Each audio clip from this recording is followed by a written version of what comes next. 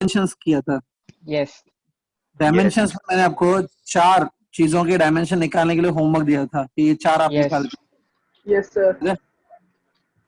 हाँ, potential difference, specific heat, gravitational constant and permittivity, 4 चीजों के बोले थे। ठीक है, मुझे आई होप आपको याद होगा। यस याद है? Yes sir. अभी भागना शुरू कर देंगे। ठीक है, मैं अभी कुछ स्टूडेंट का नाम ले रहा हूँ, वो स्टूडेंट मुझे बताएंगे कि उन्होंने क्या किया है। चारों जो टॉपिक दिए थे मैंने डायमेंशन के। हाँ, आदित्य धोंडे, आदित्य धोंडे, माइक ऑन करो। आदित्य धोंडे, देखो अभी माइक ही नहीं ऑन कर रहा है। आदित्य धोंडे, नहीं, आदित्य धोंडे। ठीक है, इसका नाम लिख देते हैं अभी। माइक ही नहीं ऑन कर रहा है।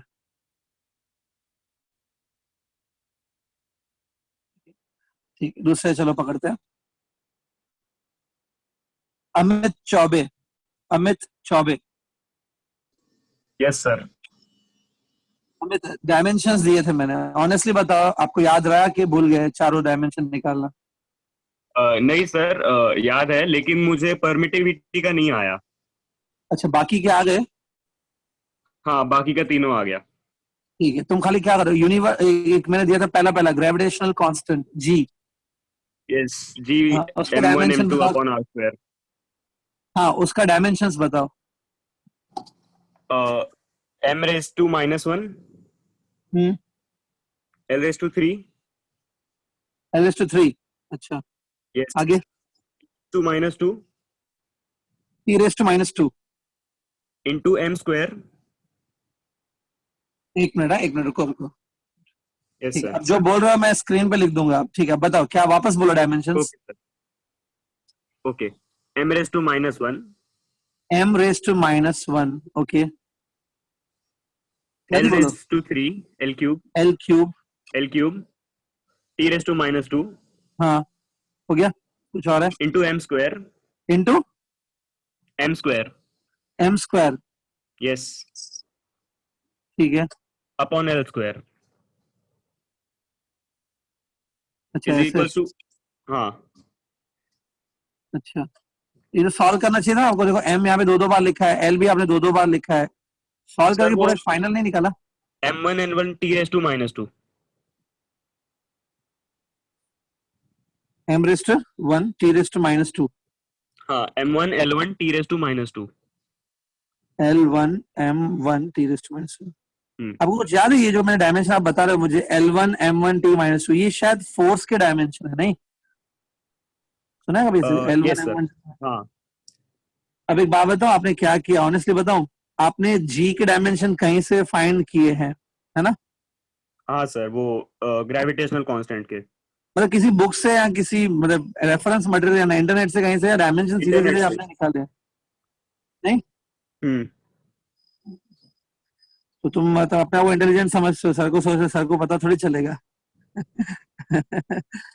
ठीक है, अभी चीटिंग मतलब 11 में बाद में आते, चीटिंग पहले सीख लेते हैं। ठीक है, अमित अमित चौबे, राइट?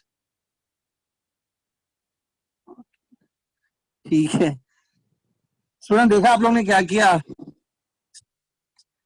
इसने कहीं और से डायमेंशन पता किए, जी के डायमेंशन क्या होते हैं ग्रेविटेशन कांस्टेंट के, और वो कांस्टेंट के डायमेंशन जो है मुझे बताने की कोशिश की अभी कि ये सर इतना आया। ठीक है, लेकिन आप पकड़े गए भाई, बैड लक। मैं बाद में आपसे बात करूंगा। ठीक है, हाँ, Darshana, batch 3, Darshana, Darshana. Yes sir. Q2 divide by R square, ये फॉर्मूला दी थी मैंने। इसमें से आपको ये यस E0 का जो है, ये E0 जो लिख रहा है ना, इसको एप्सिलॉन 0 पढ़ते हैं, इसे एप्सिलॉन 0।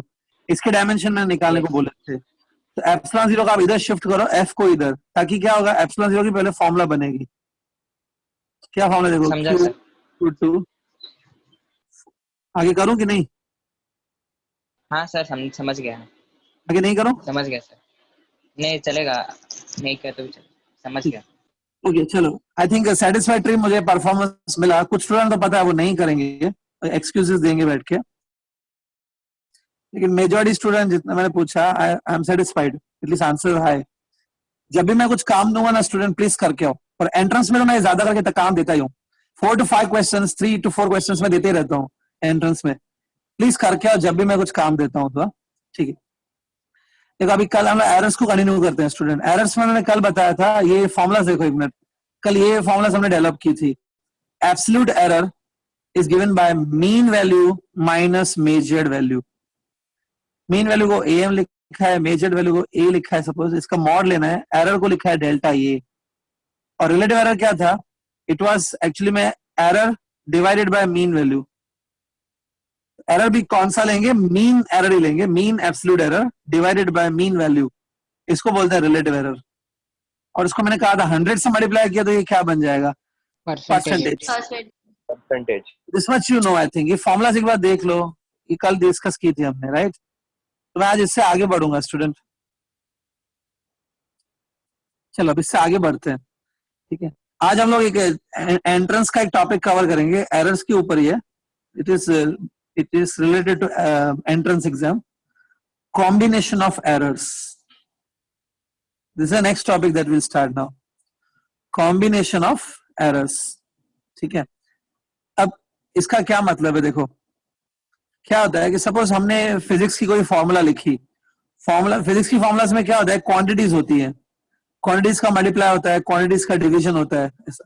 सपोज ये एक एग्जांपल है, सपोज ये फिजिक्स की कोई फॉर्मूला है जिसमें A quantity is multiply with B quantity to give you the quantity C. जैसे होता है ना, suppose F is equal to mass into acceleration, mass acceleration force, ये सब क्या है, क्वांटिटीज है। वैसे ही सपोज ये है। अब इसमें एक बात बताओ, ये जो ए है, हाँ, और ये बी है, जब हम लोग ए और बी की वैल्यू यहाँ पे सब्स्टिट्यूट करेंगे तभी हमारा सी निकलेगा। लेकिन उसके लिए मैंने क्या किया, सपोज ए को पहले मेजर किया और ए की जो मेजर्ड वैल्यू है मैंने यहाँ पे डाल दी, बी को भी मैंने मेजर किया मतलब लेबोरेटरी में एक्सपेरिमेंटली मेजर किया, रीडिंग्स लिया। तो बी और ए को मैंने मेजर किया और बी और ए की जो मेजर्ड वैल्यूज है वो मैंने यहाँ पे डाल दी, मल्टीप्लाई किया, तो उसे सी मिलेगा। But tell me one thing, अगर मैं ऐसे मानूं कि मेजर्ड वैल्यू जो होती है, मेजर्ड वैल्यू, उसमें कुछ एरर हो सकता है। Measured value always contain some error. Measured value true value नहीं होती है, मेजर्ड अलग होती है, ट्रू अलग होती है। तो अगर मेजर्ड वैल्यू यहाँ पे डाला, उसमें थोड़ा एरर हो सकता है, राइट। सपोज ए कंटेन सम एरर, बी की जो वैल्यू मैंने यहाँ पे डाली है उसमें भी थोड़ा एरर है, तो डू यू फील सी में भी एरर आएगा? यस। हाँ, तो आज हमको ये सीखना है कि जो ए का एरर है, सपोज ए में जरा सा एरर है, बी में भी थोड़ा बहुत एरर है, तो ए और बी की एरर आपस में मल्टीप्लाई होंगे कि आपस में एडअप होंगे कि सब्ट्रैक्ट होंगे, क्या होगा जिससे मुझे सी का एरर मिले। मतलब how the errors of c, a and b are related to each other, that is called combination of errors. मतलब ए और बी के एरर, अगर देखो सपोज ए और बी का एरर मल्टीप्लाई हो जाएगा, मतलब तो और बड़ा हो जाएगा वो, that will become error of C. या ए और बी का एरर ऐड करना है, उससे सी का एरर मिलेगा, ऐसा। तीनों के एरर्स के बीच का रिलेशन चाहिए हमें, समझा?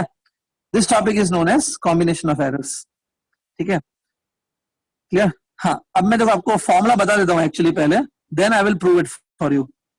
जो फॉर्मूला बना रहा हूँ, प्रूफ करेंगे, वो बता देता हूँ। फॉर्मूला कैसे बनेगी, देखो सपोज ए में जो एरर है ना, ए में जो एरर है वो इतना है, this is a error present in your A. Similarly B में भी एरर है, बी में जो एरर है वो इतना है, suppose delta B. These are absolute errors. क्या अगर मैं ऐसा करूं, delta A upon A, delta B upon B, is it ये रिलेटिव एरर है क्या? Yes. Yes. It's a relative error in A, this is relative error in B. Plus करो, that is equal to delta C by C. This is actually formula. तो actually में क्या हो रहा है, यहाँ पे देखो ए और बी मल्टीप्लाइड है, लेकिन यहाँ पे एरर्स मल्टीप्लाई हो रहे हैं कि एड अप हो रहे हैं यहाँ पे? Add up. और वो भी क्या, एब्सोल्यूट एरर्स आर एडिंग और relative errors are adding, Relative error. Formula, ठीक है। अब ज्यादातर बुक्स में क्या होता है, बस ये खाली फॉर्मूला डायरेक्टली गिवन होती है कि हाँ ये फॉर्मूला है, बच्चे भी खुश हो जाते हैं, उस पर क्वेश्चन सॉल्व करना शुरू कर देते हैं। बट फॉर्मूला कहाँ से आई वो मैं भी आपको बताऊंगा, बट आई सजेस्ट पहले आप ये फॉर्मूला नोट कर लो फॉर एरर्स।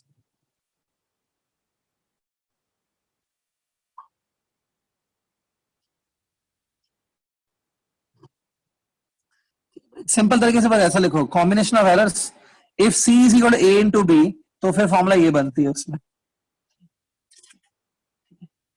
अब देखो एक और चीज, यहां पर जो A इंटू B है मतलब मल्टीप्लीकेशन है। कभी कभी कुछ फॉर्मूलास में देखो डिवीजन भी होता है, जैसे voltage upon current is equal to resistance, तो इस फॉर्मूला में तो डिवीजन है दो चीजों का, voltage upon current. V upon I is equal to R ना, ओम्स लॉ। तो यस कभी कभी डिवीजन भी हो सकता है। सपोज ऐसा है कि A डिवाइडेड बाय B है, A and B are the quantities, A divide by B करके C आ रहा है, देखो इधर लिखा मैंने, ठीक है। C is equal to A into B, sorry A divide by B। अब आप बोलेंगे सर फिर इसके लिए कोई नई फॉर्मूला होगी, नहीं ऐसा नहीं है। अगर डिवीजन है तो भी ये फॉर्मूला वैलिड है। This formula is valid if A and B are multiplied और A and B are divided, दोनों के लिए यही फॉर्मूला लगती है। तो यहाँ पे आप लिख दो A इंटू बी और A अपॉन बी, दोनों के लिए ये फॉर्मूला लगती है, ठीक है। चलो आगे बढ़ते हैं, डोंट वरी, मैं ये आपको प्रूफ करके दूंगा ये आती कैसे है। एक बात, कभी कभी किसी फॉर्मूला में स्क्वायरिंग भी होता है ना, जैसे half mv square, kinetic energy is given by half mv square, उसमें v का स्क्वायर है ना, स्क्वायर हो सकता है, क्यूब भी हो सकता है। यस सब ऐसा है कि यहाँ पे c is equal to not a into B, but यहाँ पे a रेस टू m है power, b raise to n is power. Power कुछ भी हो सकता है, रेस टू 2 या रेस टू 3 या स्क्वायर रूट भी हो सकता है, m और m लिखा है। अगर ऐसा है तो क्या होगा देखो, it will be delta a by a, delta b by b, यहाँ पे मैं लिखा डेल्टा c बाई c। एक बार a के ऊपर पावर कितना है, m है, वो m यहां पर मल्टीप्लाई होता है इसके साथ। b के ऊपर क्या पावर है, n, तो b का जो पावर है n वो इसके साथ मल्टीप्लाई होगा b के साथ, like this. This is a formula if you are having powers also, ठीक है। पावर होते हैं तो ये फॉर्मूला चलती है। इसमें अगर डिवीजन है तो भी यही फॉर्मूला लगेगी, अगर a और b का डिवीजन है, ठीक है। ये भी आप नोट कर लो भले।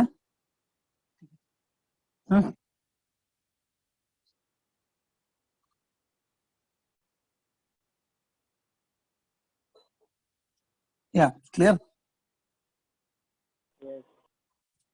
हाँ, अब ऑब्वियसली कुछ स्टूडेंट को ऐसे डाउट आएगा कि सर इन फॉर्मुलास का प्रूफ क्या है, मतलब कैसे ये फॉर्मूला प्रूफ हो सकती है कि रिलेटिव एरर्स आर एडेड। देखो मैं आपको बताता हूँ, यहाँ पे a इंटू एक, चलो मैं इसका प्रूफ दे देता हूँ इन फॉर्मुलास का आपको। Suppose a into B gives me c, a into B से c मिलता है, ओके। अब मैंने क्या बोला था आपको, यहाँ पे मैंने सपोज a की जो है ना मेजर्ड वैल्यू डाल दी, a की यहाँ पे मेजर्ड वैल्यू डाली, ठीक है। मेजर्ड वैल्यू को पता है हम लोग क्या लिख सकते हैं, मेजर्ड वैल्यू को हम लोग देखो ऐसे लिख सकते हैं, ये है true value, suppose this a is a true value plus और माइनस एरर। बोलेंगे सर ये कैसे, विल टेल यू। एक ये मेजर्ड वैल्यू है, सपोज a की मेजर्ड वैल्यू है जो आपने मेजर किया। Measured value can be written this way, ये जो सेकंड स्टेप में मैंने a लिखा है ना, ये वाला a, it's a true value, true value plus and minus error. अब किसी को वैल्यू भी है ना नहीं, अगर आपको लग रहा है सर ये कैसे आया वो नहीं समझ में आ रहा है, मैं आपको समझा देता हूँ। Do you remember this formula ना, यस इसमें अपने फॉर्मूला देख लो अच्छे से, ये वाली, इसमें हमने मॉड इसलिए लिया था क्योंकि आपने बोला था कि सर कभी मेजर वैल्यू बड़ा होता है कभी ट्रू वैल्यू बड़ा होता है, वो पता नहीं, इसे मॉड ले लिया था। प्लस माइनस आ सकता है, अगर मैं मॉड को नहीं लिखूं, if I do not write down the mod, मतलब ये जो डिवीजन, ये जो सब्ट्रैक्शन है, it's what, mean value minus measured value. ये सब्ट्रैक्शन कभी प्लस में भी आ सकता है या कभी ये सब्ट्रैक्शन माइनस में भी आ सकता है, इसलिए मैं यहाँ पे ऐसा लिख देता हूँ प्लस माइनस। देखो अगर मॉड नहीं देंगे तो इधर प्लस माइनस आ जाएगा कि ये जो डेल्टा ए है वो प्लस में भी आ सकता है, माइनस भी हो सकता है डेल्टा ए, ठीक है। अब देखो इसमें से मुझे ना मेजर्ड वैल्यू निकालनी है, देखो ये मेजर्ड वैल्यू है, ये मेजर्ड वैल्यू को आप उधर शिफ्ट करो, एरर को इधर शिफ्ट करो, तो मेजर्ड वैल्यू को लिख सकते हैं it is like mean value, ये प्लस माइनस इधर आके उल्टा हो जाएगा, माइनस प्लस हो जाएगा, देखो। तो मेजर्ड वैल्यू को ऐसे लिख सकते हैं ना, यहाँ पे देखो मेजर्ड वैल्यू को लिख सकते हैं मीन वैल्यू प्लस और माइनस एरर, नहीं, और मीन वैल्यू को ही तो हम लोग ट्रू वैल्यू मानते हैं ना, मीन वैल्यू को हम लोग ट्रू वैल्यू मानते हैं, तो ट्रू वैल्यू प्लस और minus error will give you measured value ना, ठीक है। थोड़ा लॉजिक लगाओ, मेजर्ड वैल्यू को हम लोग कभी भी ऐसा लिख सकते हैं, ट्रू वैल्यू उसमें प्लस माइनस एरर, जो ट्रूथ है, जो ट्रू वैल्यू है उसमें थोड़ा सा एरर मिक्स कर दो तो वो आपकी मेजर्ड वैल्यू बनती है, नहीं। Yes. समझा? टेक अ ट्रुथ वैल्यू, जो सच है वो लो, उसमें थोड़ा एरर मिक्स कर दो, तो क्या कौन सी वैल्यू बन जाएगी? Measured value. Measured. हाँ, ऐसा है। ये बच्चे समझ ही नहीं पाते जो मैं बोलता हूँ कभी कभी। आई एम होप कुछ स्टूडेंट को समझ में आ गया होगा।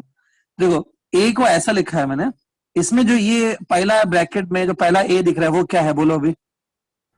It's like true value. True या मीन वैल्यू, ट्रू या मीन दोनों चलता है, ट्रू वैल्यू है। चलो, सिमिलर लॉजिक से देखो, मैं बी को पुट कर रहा हूँ, बी का जो मेजर्ड वैल्यू है उसको ऐसे लिख सकते हैं, बी प्लस और माइनस डेल्टा बी। और सी का जो मेजर्ड वैल्यू आएगा, ऑब्वियसली आप ए की मेजर्ड वैल्यू डालोगे, बी का मेजर्ड वैल्यू डालोगे, सी का भी मेजर्ड वैल्यू आएगा। सी की मेजर्ड वैल्यू को लिखेंगे सी का ट्रू वैल्यू प्लस और minus error in the C, ऐसा। ठीक है, अब देखो ये दोनों ब्रैकेट्स को I will multiply, A multiply with B, ऐसे, प्लस और minus A multiply with delta B. हाँ बोलो। सर ऊपर का फॉर्मूला और एक बार समझा ना। कौन सा वाला, ये वाला? हाँ सर। यार इतना तो समझा है अभी, तुम ध्यान कहाँ है आपका?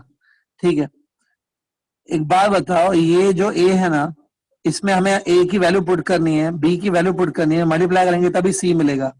ए की कौन सी वैल्यू मैं यहाँ पे पुट करूंगा? मेजर्ड वैल्यू, क्योंकि ए मुझे मालूम नहीं है, तो मैं उसको सोचो मेजर किया और यहाँ पे पुट किया। ठीक है, तो मैं क्या बोल रहा हूँ, ए की मेजर वैल्यू पुट की। ए की मेजर वैल्यू को ऐसा लिख सकते हैं, ये क्या है, इसमें जो पहला टर्म है वो है true value, true value plus और minus error, that is measured value. ठीक है, वो मैं इधर समझा रहा है। ये देखो, मेजर वैल्यू की फॉर्मूला यहां से बनाओ, मेजर वैल्यू को क्या लिख सकते हैं? Mean value minus error. हाँ, तो वही लिखा है ना, प्लस और माइनस एरर लिखा है। थोड़ा लगाओ दिमाग यार, समझ जाओगे। तुम ट्रू वैल्यू ले लो, सपोज तुम्हारे पास ट्रू वैल्यू है, ट्रू वैल्यू में थोड़ा एरर मिक्स कर दोगे तो वो मेजर वैल्यू हो जाती है। Measure value is like a combination of true value with error. मैं अभी पूरा एक्सप्लेन किया, बार बार की सेम चीज कितना बार एक्सप्लेन करूं मैं? ए को बी से मल्टीप्लाई करो, it become A B plus minus, अब ए को डेल्टा बी से मल्टीप्लाई करो, ये आएगा plus minus A delta B. फिर अभी क्या करेंगे, now I will multiply this second term, this one with the second bracket, ये और ये मल्टीप्लाई करो, तो प्लस माइनस डेल्टा ए इंटू बी। लास्ट में क्या होगा, डेल्टा ए और डेल्टा बी का मल्टीप्लीकेशन होगा, उसको ऐसे लिखते हैं, plus minus delta A dot delta B. ठीक है, समझ में आ रहा है? यस। अब देखो, थोड़ा सोच के देखो, ये क्या है, ये आपको कैसे मिला ये टर्म ए बी? ये ए का ट्रू वैल्यू है और ये देखो ये बी का ट्रू वैल्यू है, दोनों को मल्टीप्लाई किया आपने। ये इसलिए ए का ट्रू वैल्यू इंटू बी का ट्रू वैल्यू है ना, ए का ट्रू वैल्यू इंटू बी का ट्रू वैल्यू करेंगे तो क्या मिलेगा? सी का ट्रू वैल्यू मिलेगा। ये कैंसिल हो जाएगा इसके साथ, because C is equal to A into B ना, सी और ए इंटू बी कट हो जाएगा। बाकी देखो क्या बच रहा है, plus minus delta C equal to plus minus A delta B plus minus, यहां पे देखो क्या है, बी इंटू डेल्टा ए है, और ये लास्ट टर्म दिख रहा है ये वाला, क्या टर्म है ये? Delta A into delta B. यहां पर देखो दोनों एरर्स मल्टीप्लाई हो रहे हैं, डेल्टा ए क्या है? एरर इन द ए, और डेल्टा बी क्या है? Error in the B. Is it a multiplication of both errors? Yes. ये जो प्रोडक्ट है ना, ये वाली प्रोडक्ट है ना, डेल्टा ए इंटू डेल्टा, इसको हम लोग नेग्लेक्ट करेंगे, क्योंकि हम लोग बोलेंगे कि ये जो प्रोडक्ट है delta A into delta B, ध्यान से देखो, ये प्रोडक्ट को हम लोग नेग्लेक्ट करेंगे, क्योंकि हम लोग बोल सकते हैं कि ये प्रोडक्ट बहुत छोटी होगी। देखो ऑब्वियसली इट इज एक्सपेक्टेड कि एरर तो छोटा ही होना चाहिए, एरर अगर बहुत बड़ा है तो आपका एक्सपेरिमेंट मतलब गलत डायरेक्शन में जा रहा है।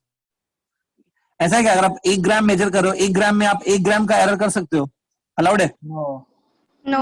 अगर 1 ग्राम मेजर करते हो उसमें 0.01 ग्राम का करोगे तो ठीक है, चलो मान लिया, हो गया।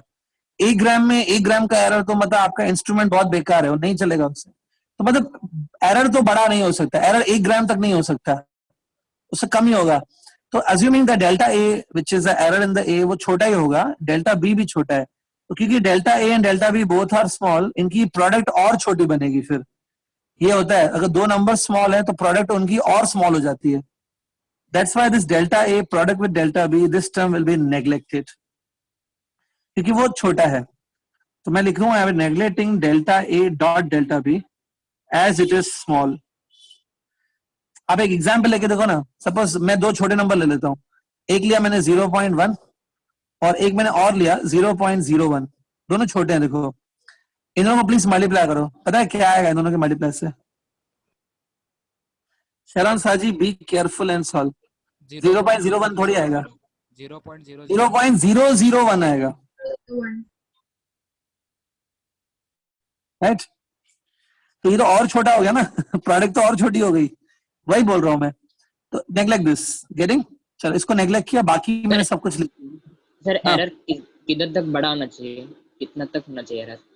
नहीं ऐसा कुछ फिक्स तो नहीं है, क्योंकि देखो इतनी डाइवर्सिटी है एक्सपेरिमेंट्स में, किसी एक्सपेरिमेंट में ज्यादा एरर होता ही है, किसी में कम आता है, ऐसा कोई फिक्स नहीं रहा है। लेकिन एरर है ना 2-4% तक होना चाहिए।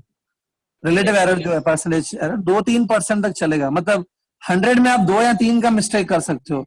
अब बोलो जैसा मैं 100 में 50 का मिस्टेक करूंगा तो नहीं चलेगा ना, 100 में 30-40 का भी मिस्टेक नहीं चलेगा। 100 ग्राम गोल्ड लेने गए, 100 ग्राम में बोलो 40 ग्राम में कम दे दिया क्योंकि गलती हो गई, एरर हो गया, बोले कि नहीं ऐसा थोड़ी चलेगा, इतना एरर बड़ा। 100 ग्राम में बोलूंगा मैंने, चलो 100 ग्राम में मैंने 1 ग्राम ज्यादा दे दिया, 1 ग्राम कम दे दिया, तो चलो ठीक है, it may be because of the instrument.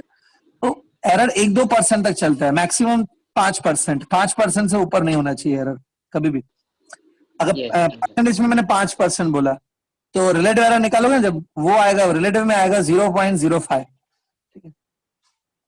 ठीक है, रिलेटिव में आएगा 0.05, उसको आप 100 से मल्टीप्लाई करो, 0.05 इंटू 100, इट बी 5%। तो कम होना चाहिए एरर, ज्यादा बड़ा नहीं हो सकता। वो इतना बड़ा होगा तो मतलब क्या है फिर एक्सपेरिमेंट का। अज्यूमिंग इसको नेग्लेक्ट किया, बाकी देखो ये टर्म्स है। Very clear? चलो आगे बढ़ते हैं स्टूडेंट। ना क्या करो, ये जो इक्वेशन आपकी बची हुई है इसमें divide both sides by C. Divide by C मतलब सी की जो ट्रू वैल्यू है उससे सपोज डिवाइड कर दिया, सी की ट्रू वैल्यू से। ट्रू वैल्यू नहीं है तो मीन वैल्यू से डिवाइड कर देना, मीन से, मीन या ट्रू जो भी है उससे डिवाइड किया, तो इट विल बिकम प्लस और minus delta C by C equal to plus और minus A delta B plus और माइनस बी डेल्टा ए।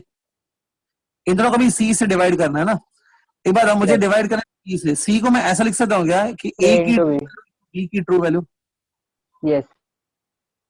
मैंने देखो लेफ्ट हैंड साइड पे देखो सी लिखा है, राइट हैंड साइड पे भी I have to divide by C only, but C को मैंने लिखा ए इंटू बी करके, रॉन्ग नहीं है, C is same as A into B.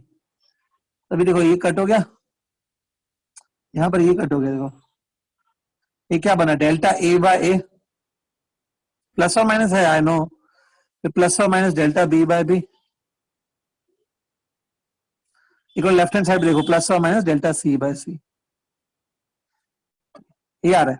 ठीक है, तो ये रिलेशन आ रहा है, प्लस और माइनस दोनों ओपन है, मतलब कुछ प्लस भी हो सकता है माइनस भी हो सकता है, डजंट मैटर। ठीक है, अब होता क्या है ध्यान से देखो, अगर मुझे ये जो डेल्टा सी बाय सी है ना, it's a relative error in the C, it is given by the sum of and और subtraction of relative errors of A and B. यहाँ पे प्लस माइनस कुछ भी हो सकता है, लेकिन अगर मुझे maximum value of delta C by C निकालनी है कि how much is the maximum possible value of delta C by C, you know delta C by C maximum कब होगा, जब यहाँ पे दोनों के बीच में प्लस ऐड होएगा, जब दोनों ऐड होंगे। बाय चांस सोचो कि ये आरएचएस पे पॉजिटिव है सब जगह, ऐसा है कि प्लस ही है, तो जब दोनों ऐड होंगे तब मुझे पता है maximum possible value of error मिलेगी। ठीक है, तो मैक्सिमम एरर तभी मिलता है, मैक्सिमम पॉसिबल डेल्टा सी तब होगा जब delta A by A plus delta B by B हो गया। थिंक ऐसा है कि in particular situation we got this addition only, उस टाइम पे जो डेल्टा सी बाय सी मिलेगा ना वो सबसे मैक्सिमम होगा, that's why this formula is made. तो मैंने आप लोगों को प्रूफ दे दिया इस फॉर्मूला का, समझा? इसमें ये जो डेल्टा सी बाय सी है it's a maximum possible error in the C. ठीक है, ये अगर नोट करना है तो कर लो स्टूडेंट। ठीक है,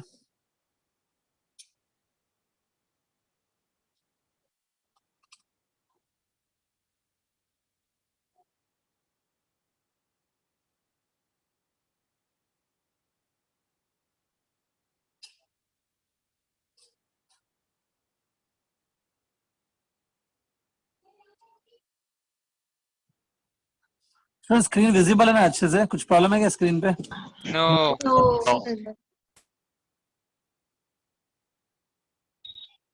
ठीक है, तो got this explanation?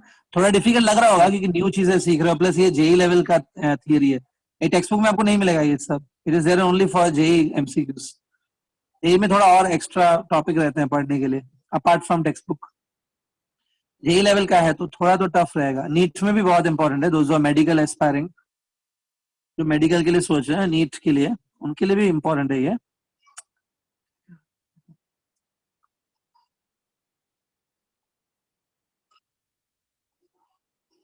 Okay then, Yes, sir. Yes, sir. Done. यहाँ पे लास्ट फॉर्मूला लिख लो ये। सो इसके ऊपर देखो अभी मैं कुछ है ना न्यूमेरिकल्स करके बताता हूँ, लेकिन बिफोर आई डू न्यूमेरिकल्स एक लास्ट चीज देखो, ये फॉर्मूला तो बन गई। सो जो ये जो फॉर्मूला मेरी बनी है ये वाली एरर्स की formula, it's a combination of errors. If I multiply both sides by 100, दोनों साइड 100 से मल्टीप्लाई किया, multiply each term by 100, so ये परसेंटेज एरर बन जाएगा क्या? Yes. Yes.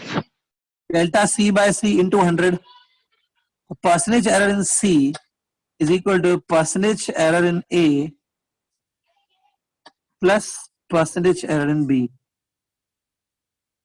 ठीक है, बस ऐसे याद रखो। क्लियर? So, देखो अभी मैं इसके ऊपर है ना कुछ न्यूमेरिकल्स ट्राई करते हैं। Let's try some problems on this. Okay, right on one problem, एक प्रॉब्लम करते हैं। देखो, the mass and the velocity of a body, right on numerical, the mass and the velocity of a body are measured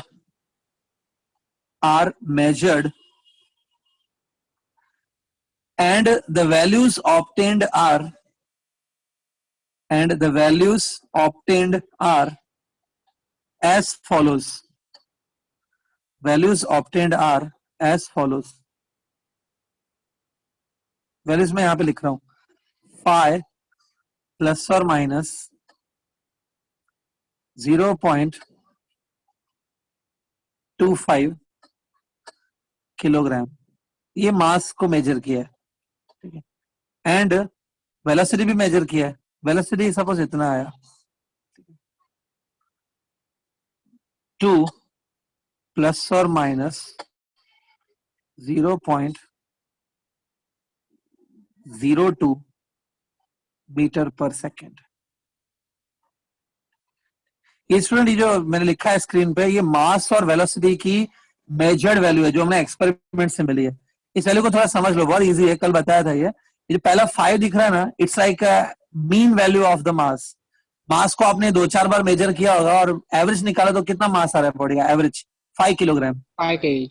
लेकिन error भी आपने calculate किया, कल मैंने आपको बताया था वो मीन एरर कैसे निकालते हैं। Yes. हमने एरर कैलकुलेट किया, रीडिंग्स में कितना एरर पॉसिबल है, तो एवरेज एरर जो है वो 0.25 kg है। मतलब जब भी आप ये एक्सपेरिमेंट परफॉर्म करोगे मास को मेजर करने वाला, यू प्लीज एक्सपेक्ट कि 0.25 किलोग्राम की गड़बड़ हो सकती है आपकी रीडिंग्स में। ठीक है, that is error. Similarly velocity का है। ठीक है, अब हमको क्या करना है, आगे लिखो क्वेश्चन आगे लिखो।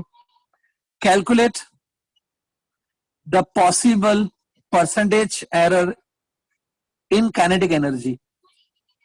Calculate the possible percentage error in the kinetic energy.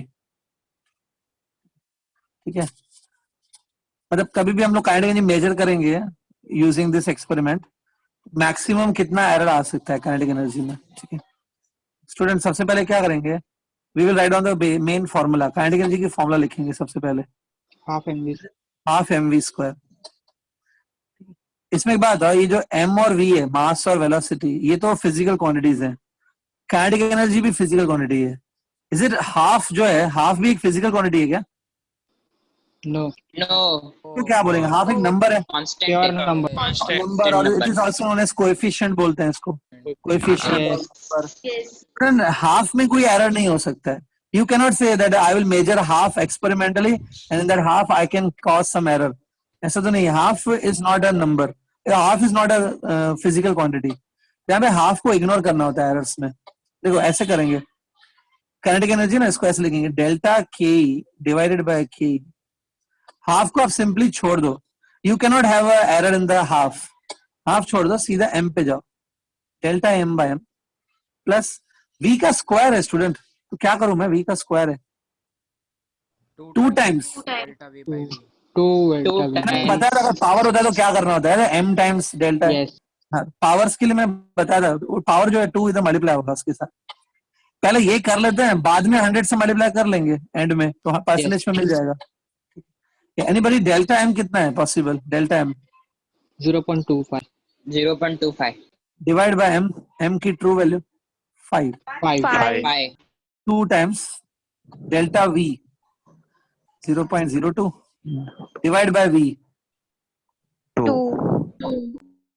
Numbers मैंने थोड़े फिर भी इजी दिए हैं। 5 की टेबल आप 25, ये देखो, ये एनीबॉडी टेल मी कितना आएगा ये division? 0.05. 0.5. Devika, Ravindran, please be careful, आपका थोड़ा मिस्टेक हो रहा है। 25 0.25 डिवाइड बाय 5 विल बी 0.05। 0.5. जिन स्टूडेंटों को इसमें डिफिकल्टी होती है, सर अभी भी नहीं समझता है कभी कभी डिवीजन, तो मैं आपको एक चीज बताता हूँ। मैंने आपको ये डिवीजन पूछा था ना, एक बात है, कभी आप किसी नंबर को डिवाइड करते हो, suppose you take a numerator, उसको डिवाइड किया 5 से, तो आंसर डिवीजन करने के बाद आंसर जो आएगा वो कम होना चाहिए, 0.25 से भी कम आंसर आना चाहिए कि 0.25 से ज्यादा आंसर आना चाहिए डिवीजन? कम आना चाहिए. माना जाए कम. If you take 0.25 and divide with some number, it's obvious जो फाइनल आंसर आएगा वो 0.25 से कम आना चाहिए। तो जो स्टूडेंट बोल रहे हैं कि सर ये 0.5 होता है, आप इमेजिन 0.05. 0.5 जो है it is bigger than 0.25, 0.5 is bigger than 0.25।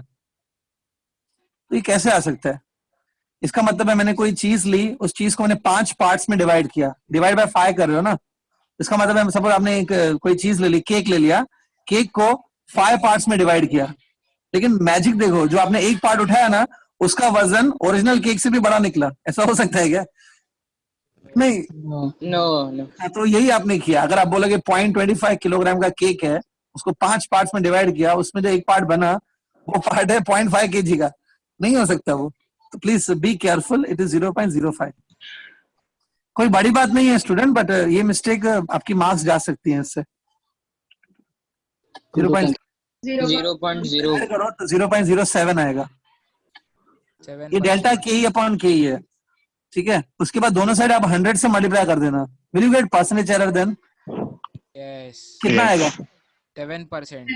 7. 7% is the answer for this question. Got this? Yes.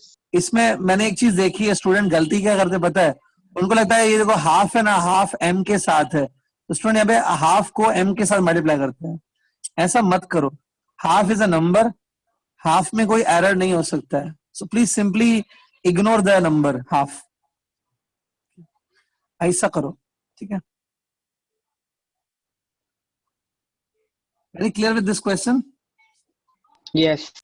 Error के क्वेश्चन इसी टाइप के क्वेश्चन आते हैं, ऐसा कुछ नहीं है कि बहुत ज्यादा कॉम्प्लिकेटेड क्वेश्चन आएंगे, इसी के आसपास वाले क्वेश्चन आते हैं, समवॉट सेम डिफिकल्टी वाले, जैसे मैंने करा है उसकी जैसे।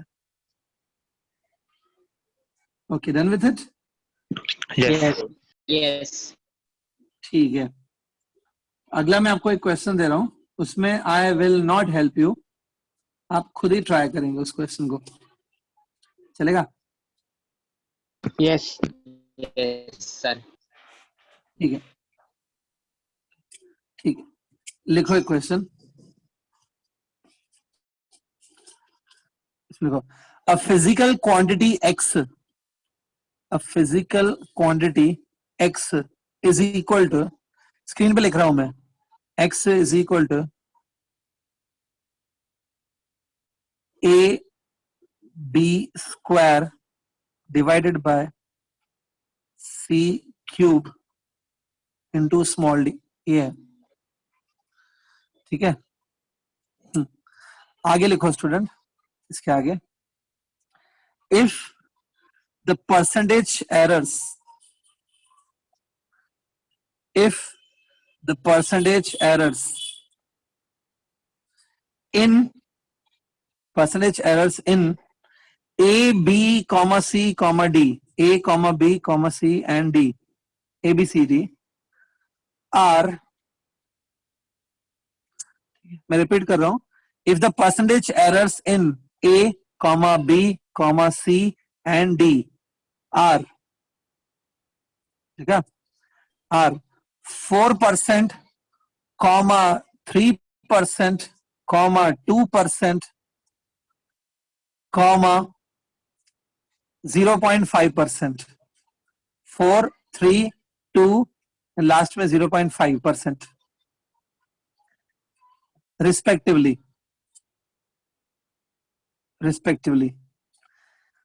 Then calculate the percentage error in the X. Calculate percentage error in X.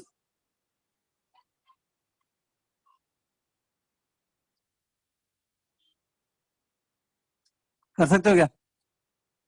Try मारो एटलीस्ट पूरा.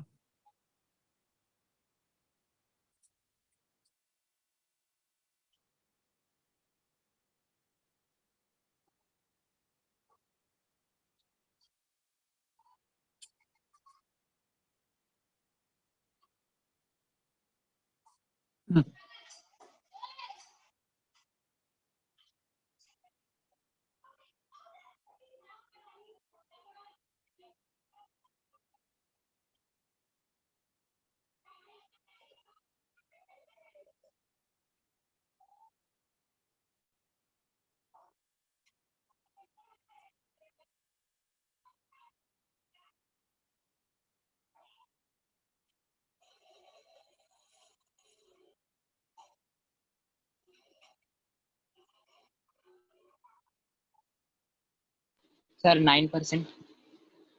9. Wrong. Yeah, 9 is wrong. Sir, 16.5%. 16.5. Correct है. स्टूडेंट करेक्ट आंसर है 16.5, 16.5, जो अप्रोक्सीमेटली आपकी Yes. एज भी के आसपास होगी, राइट? इसी एज भी आई थिंक इसी के आसपास होगी, 16.5 के आसपास. तो 16.5% है. ईयर्स तो नहीं आएगा, परसेंट में आएगा. Is it 16.5%? Yes, yes, sir. Yes, sir. Sir, 16.5, right? 16.5. yes. Yes. तो ठीक है, मैं ये सॉल्व तो नहीं करूंगा, 16.5% है. फिर भी मैं पूछ लेता हूँ, अगर किसी को डाउट है तो बोलो, मैं फिर सॉल्व करूंगा. If you have doubt then only I will solve, otherwise no need. 16% ठीक है सर. 9 आया है मेरे को. देखो ये जो ए है ना, इसको तो पहले आप लिखोगे delta A by A, B को लिखोगे 2 time delta B by B, C को लिखोगे 3 time delta C by C, और डी को लिखोगे डेल्टा डी बाय डी. ऐसे इससे मिलेगा डेल्टा एक्स बाय एक्स. 100 है ना, ज्यादा करके क्या करो, 100 लास्ट में मल्टीप्लाई करने का, पहले ये करने का, ये फॉर्मूला लिखने का. अब सोचो मैंने क्या किया, सारे टर्म्स को 100 से मल्टीप्लाई कर दिया, तो वो परसेंटेज एरर बन जाएगा. ये बन जाएगा percentage error in A which is 4%. ये बन जाएगा 100 से मल्टीप्लाई करने के बाद बोल रहा हूँ, ये बन जाएगा परसेंटेज एरर इन बी, जो कितना दिया हुआ है, 3% दिया हुआ है. 3%. ये 3 into 2 होगा ना, जो बाहर साइड में 2 है, 6 हो गया. तो ये हो जाएगा percentage error in C after multiplying with 100. Percentage error in C हो जाएगा विच इज आई थिंक 2%. तो 2 into 3 होगा, बिकम 6 प्लस ये हो जाएगा परसेंटेज एरर इन डी, जो 0.5% है. हो गया. अब इन सबको प्लस करो, 16.5 आ रहा है. Yes. क्या है, क्या इतना क्या डरते हो? आया कुछ स्टूडेंट का? तो आई एम श्योर आया होगा कुछ स्टूडेंट्स का. तो Yes. Yes. डरते हो? फिजिक्स के क्वेश्चंस इजी होते हैं, थोड़ा दिमाग लगाना होता है खाली. वो तो है ना तुम लोग के पास, लेट्स अज्यूम दैट है ना. अज्यूम करूं ऐसा? Yes. है ना, ऊपर खाली तो नहीं है. I am sure you are having something in the brain. तो थोड़ा उसको अप्लाई करो ना, बंद करके क्या करोगे? Don't keep your brain unused. Apply हो जाएंगे सम्स. डरने का नहीं, बहुत सिंपल होता है. अब तो आपने लॉजिकली जाओ, स्ट्रेट दिमाग में जो चल रहा है उसके हिसाब से जाओ. आप लॉजिकली सोचेंगे ना तो डेफिनेटली आपको आंसर्स आ जाएंगे. ऐसे रैशनली इरेशनली मत सोचो. मतलब क्या होता है मैं बताऊं, कुछ लोग ऐसे होते हैं जिनको कॉन्फिडेंस ही नहीं होता कि मैं अभी लिख के आ रहा हूं, मैं समझ में नहीं आता कि मैं क्या लिख रहा हूँ, फिर भी लिखते हैं. उनको लगता है हाँ ये राइट होगा, लिख दो लिख दो. मैं पूछता हूँ ये स्टेप क्यों लिखा? सर वो मालूम नहीं, मुझे लगा ऐसा होगा. तो ऐसा नहीं चलता है. अपना दिमाग लगाओ, आपके दिमाग से राइट आंसर निकलेगा और वो स्टेप लिखो. Without thinking don't write anything. Simple है. सो आई होप ये क्लियर हो गया एरर्स टॉपिक. समझा पूरा? Yes. Yes. Maths में इससे ज्यादा कुछ भी डिफिकल्ट नहीं होता है, इट्स नॉट डिफिकल्ट। स्टूडेंट मैं एक काम करता हूँ, आपको मैं एक क्वेश्चन अभी एरर्स के ऊपर दिखाता हूँ, वो आपको ओरली सॉल्व करना है, orally. Please don't write that, just read it and try to tell me orally.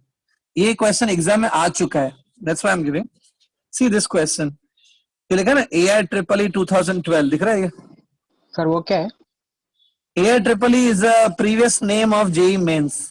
JEE Mains exam का पुराना नाम यही है, AIEEE। ठीक है, AIEEE मतलब all India engineering entrance exam. JEE all India पे होता है ना, तो Yes. All India engineering entrance exam, इसको पहले AIEEE बोलते थे, JEE को। वही है, JEE मेंस का क्वेश्चन है, एडवांस नहीं है, मेंस का है। एक बार पढ़ो और ओरली बता सकते हो क्या? देखो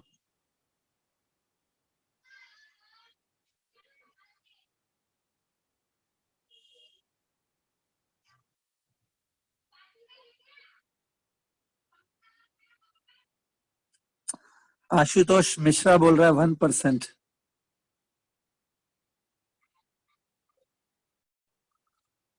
अब राइट है कि रॉन्ग है मैं 2 मिनट के बाद बताऊंगा, क्योंकि सबको ट्राई करने दो। आशुतोष मिश्रा का आंसर है 1%। Yes, sir. बाकी लोग भी देखो, 1% राइट भी हो सकता है, बट जो राइट आंसर है जो भी है, मैं आपको सब लोग आंसर देंगे, उसके बाद बताऊंगा मैं। I want some participation from you. सब लोग ट्राई करो, जो आ रहा है माइक ऑन करके बताओ। 6%. 6%. ओहो, वेरिएशन हो गई, एक 1% बोल रहा है, एक 6%, इतना वेरिएशन। ठीक है, 6%. 6 राइट है कि नहीं वो भी मैं आपको बताऊंगा 2 मिनट के अंदर। सब लोग को सोचने दो, एवरीबडी प्लीज ट्राई। सर 6%. 6%. 6 बोल रहे हैं, काफी स्टूडेंट अभी 6 बोल रहे हैं। ठीक है, केदार और बहुत सारे student. Avinash Mishra said 1%, majority are saying 6%, so majority is not always correct है, लेकिन यहाँ पे majority correct है। 1%. सर नहीं, मैंने क्या 6%. बोला सुनो ध्यान से, मैंने बोला majority is not always correct. Majority हमेशा राइट होती है ऐसा नहीं होता है एक्चुअली, लेकिन यहाँ पर करेक्ट है। इन योर सिचुएशन जो मेजोरिटी स्टूडेंट ने 6% बोला है वो करेक्ट है। Answer is 6% student. ठीक है, जिनको लग रहा है ऐसा सॉल्यूशन चाहिए इसका, तो देखो यहाँ पे इसका सॉल्यूशन है, यहाँ पर छोटा सा ही सॉल्यूशन है, देख लो ये वाला पूरा। Resistance equal to V upon I होता है ना, ओम्स लॉ मालूम है? वही है, Yes. ओम्स लॉ है। तो इसमें मैंने आपको बोला था क्या कि डिवीजन हो गया तो भी आप चेंज मत करना, वही फॉर्मूला प्लस रखना। आएगा। डिवीजन है तो भी आप सोचो मत, डिवीजन के लिए भी सेम फॉर्मूला है। तो देखो यहाँ पे V और I का डिवीजन है, तो भी देखो इसने फॉर्मूला क्या बनाई है, delta R by R is equal to delta V by V plus delta I by I।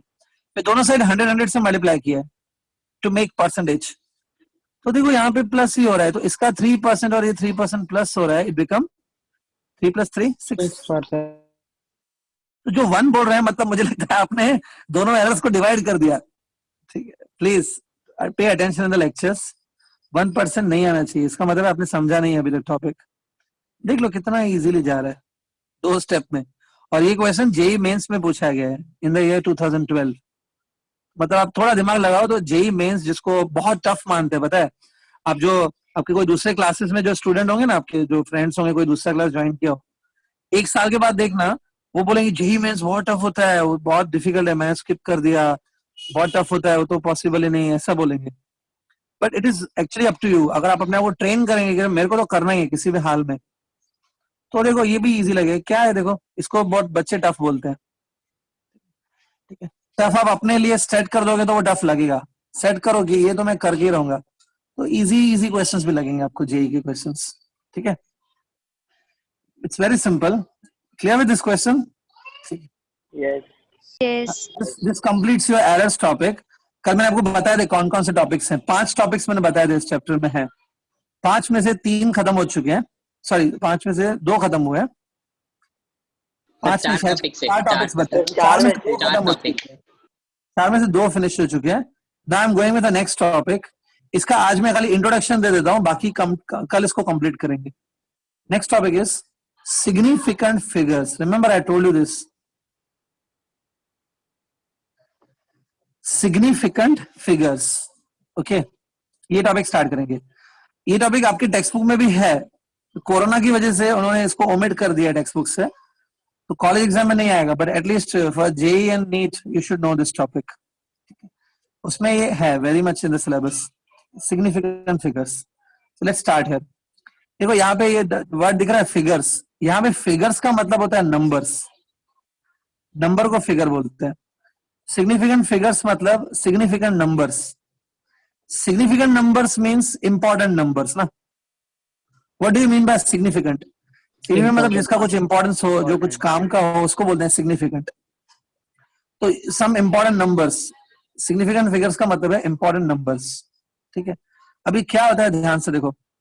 Suppose you are performing some experiment, आप लेबोरेटरी के अंदर हैं, कुछ एक्सपेरिमेंट कर रहे हैं मशीन्स के ऊपर। तो एक बात है, मशीन्स में से कुछ रीडिंग्स मिलती है ना, मशीन आपको कुछ रीडिंग देगी। yes, ठीक है, सपोज मेरी रीडिंग आ गई, ठीक है, कुछ बहुत ज्यादा हाई फाई हम लोग मेजर नहीं करेंगे। सपोज आप करंट मेजर कर रहे हो, सिंपल करंट मेजर कर रहे हैं यूजिंग एमीटर। ठीक है, तो करंट की रीडिंग आएगी ना आपके पास। सपोज रीडिंग ऐसे आई, ध्यान से देखो, रीडिंग ऐसे आई 2.310 एम्पियर। ठीक है, काफी अच्छा आपका इंस्ट्रूमेंट है। वो डेसिमल के बाद 3 प्लेसेस तक आपको रीडिंग दे रहा है क्या?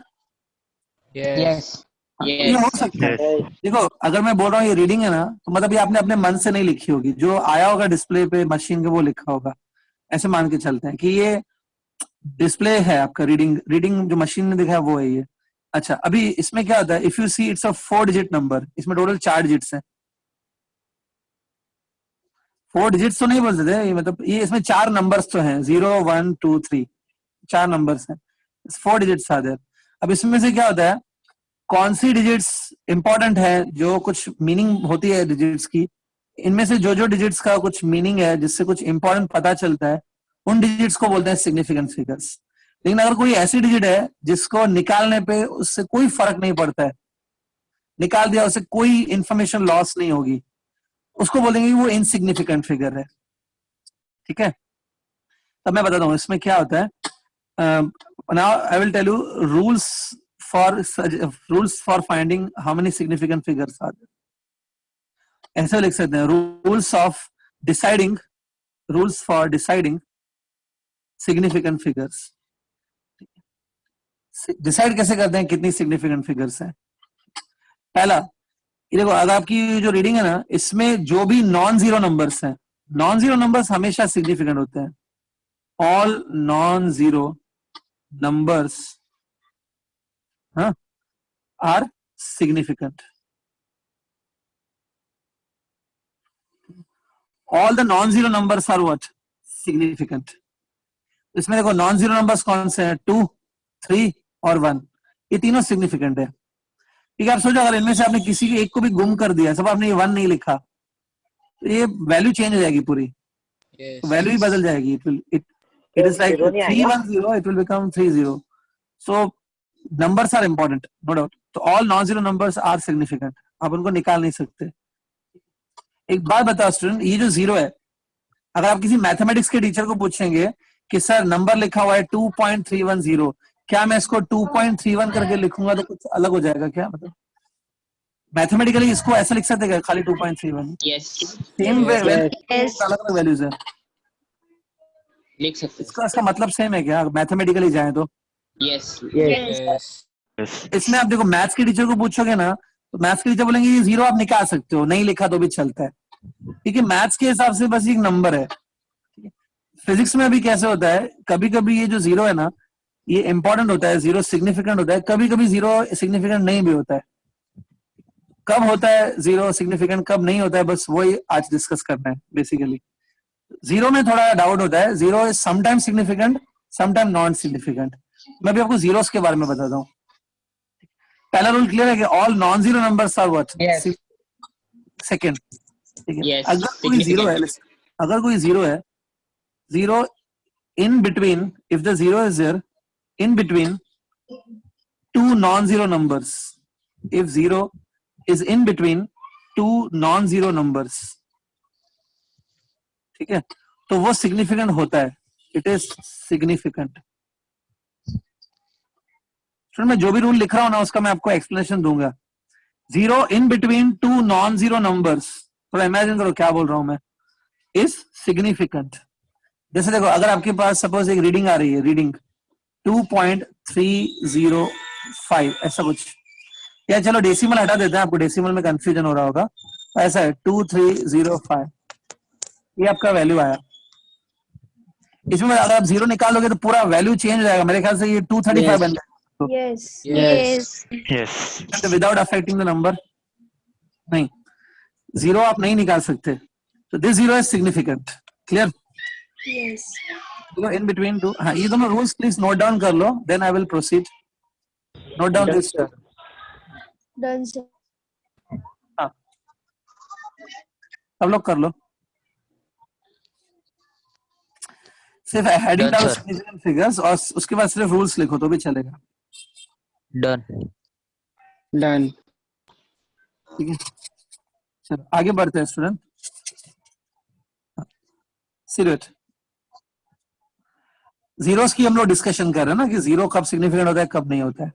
अब देखो, मैं भी नेक्स्ट रूल लिख रहा हूं, all the zeros present to the right of decimal, all the zeros which are present to the right of the decimal are significant. एक एग्जाम्पल देता हूं स्टूडेंट, देखो अगर आपके पास वैल्यू ऐसा आ रही है 23.00 एम्पियर, ऐसा वैल्यू आ रही है। अब मैथ्स के टीचर को बोलोगे तो बोलेगा सर इसको 23 लिख सकते हैं, कोई प्रॉब्लम नहीं। मैथ्स का टीचर बोलेगा कि ये दोनों जीरो आप हटा सकते हो कि नहीं हटा सकते, हटा सकते। इसके अकॉर्डिंग आप जाओगे ना तो इन जीरो का कोई सिग्निफिकेंस नहीं है। जीरो नहीं लिखा है तो भी ये 23 रहेगा, जीरो लिखा है तो भी ये 23 ही है। ठीक है, लेकिन फिजिक्स के अकॉर्डिंग पता है, अगर हम लोग अपने कॉन्सेप्ट के अकॉर्डिंग जाएं तो ये दोनों जो जीरोस है ना, even though you are feeling that they are not significant, but actually they are significant. देखो मैंने क्या लिखा है, all the zeros which are present to the right side of the decimal, decimal के राइट साइड, ये they are what significant. अब आप confuse होंगे सर ये कैसे सिग्निफिकेंट हुए, मैं बताता हूँ स्टूडेंट। ये कोई नंबर नहीं है, it's not a simply number, ये एक मशीन की रीडिंग है, it has come from some machine. इसमें ये जो दोनों जीरोस है ना, ये जीरो हमको ये बता रहे हैं कि आपकी जो मशीन है ना, मशीन डेसिमल के बाद 2 प्लेसेस तक आंसर दे रही है, बराबर। Machine is giving answer up to 2 places after the decimal. ठीक है, अब होता क्या है कि दुनिया में जो भी मशीन्स बनी होती है ना, आप जो एक स्केल यूज करते हो ना, स्केल लेंथ को मेजर, वो स्केल भी एक टाइप की मशीन है जो लेंथ को मेजर कर लेती है। दुनिया में जो भी मशीन्स हैं, including scale, I am talking including scale also, जो भी मशीन है ना उसमें क्या होता है पता है, डेसिमल के बाद अगर ये 2 प्लेसेस तक जा रही है, इसमें जो डेसिमल के बाद पहला प्लेस है ना, ये प्लेस श्योर होती है, श्योर मतलब ये बिल्कुल करेक्ट होती है। इसके बाद जो अगली प्लेस है ना, वो हर मशीन में ये प्लेस अनसर्टेन होती है। मतलब ये जो लास्ट में जो जीरो लिखा है वो डाउटफुल होता है हमेशा, वो इंस्ट्रूमेंट का लिमिटेशन है। मैं कल इसको थोड़ा सा, आज टाइम नहीं है उतना, कल मैं आपको समझाऊंगा कि ये कैसे अनसर्टेन और वो कैसे सर्टेन है। ठीक है, but 1 digit is certain which is second last, last digit is always uncertain. ऐसा हर मशीन में होता है। लेकिन हम लोग क्या करते हैं, ये दोनों जीरोस से ये पता चलता है कि आपकी जो मशीन है ना, वो डेसिमल के बाद 2 प्लेसेस तक जाती है। उन 2 प्लेसेस में जो सबसे लास्ट वाला प्लेस है that will be always unsure, but machine 2 places तक जाती है। ठीक है, तो वो अगर आप ये दोनों जीरो हटा दोगे ना, if you remove the zeros, तो आपको ये पता ही नहीं चलेगा कि आपकी मशीन डेसिमल के बाद कितने प्लेसेस तक जाती है। ठीक है, अगर कोई मशीन है डेसिमल के बाद 5 प्लेसेस तक जाती है, 5 प्लेसेस तक, तो मतलब पहली 4 प्लेसेस श्योर होंगी, आखिरी प्लेस खाली अनश्योर होगी ना। Yes. तो वो Yes. सब कैसे पता चलेगा, अगर आप ये जीरो हटा दोगे तो कैसे पता चलेगा ये सब। इसलिए ये जीरो इंपॉर्टेंट है, because these zeros tells you the accuracy of machine. Machine decimal के बाद एक प्लेस तक एक्यूरेट है, लास्ट प्लेस खाली अनसर्टेन होता है। अगर तुम ये जीरो हटा दोगे ना तो पता ही नहीं चलेगा। So according to physics, if I go, these zeros are significant because they are telling you the accuracy of machine. समझा? मशीन डेसिमल के बाद कितने प्लेसेस तक जाता है, कितनी प्लेसेस तक श्योर है, कौन सी प्लेस तक अनश्योर है, वो सब आपको इन जीरोस अगर हटा दोगे तो नहीं पता चलेगा। That's why these zeros are significant. इसका माइक ऑन है, क्लोज द माइक। हाँ, एक काम करो स्टूडेंट, कल हम लोग इसको थोड़ा और डिस्कस करेंगे, शायद आप इतना आज क्लियरिटी नहीं आएगा, कल करेंगे। You just note down this rule, later will